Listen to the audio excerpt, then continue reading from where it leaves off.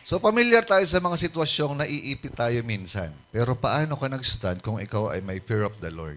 Okay? Banal na takot sa Panginoon. Paano ka nag-stand doon?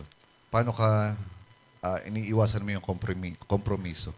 Ang tao, ang inaani lang niya ay yung mga naihahasik niya. Kaya sabi ng Bible, kung ikaw ay naghahasik ng righteousness, edi righteous life meron. So kung meron tayong banal na takot sa Diyos, hindi tayo magko-compromise. Sabihin natin yung totoo sa Panginoon. Kung tayo po yung magkakamali, si Lord naman tapat para ayusin tayo. Diba? Wala pa namang perfect sa atin. So ang Panginoon po ay ninanais po niya na tayo pong lahat ay magsangguni sa Kanya, lalo na sa mga bagay na tayo po yung naiipit na. Napakadali po magmukhang banal sa loob ng church. Diba? Napakadali magpakabait sa loob ng church. Pero sa totoong buhay, pag tayo na lamang po, ako ba ay nagiging mabuting Kristiyano weekdays? Tuwing Sunday, mayroong nakatingin sa atin. Tuwing Sunday, mayroong nangungumusta sa atin. Pero tayo po ba ay okay tuwing weekdays? So, kumusta tayo pag mag-isa na lang tayo where no one is watching? Wala nakakita sa atin.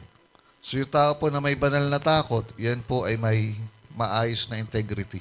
So, yung integrity po ay pagiging tapat kung sino ka sa pagkakataong walang nakakakita sa iyo.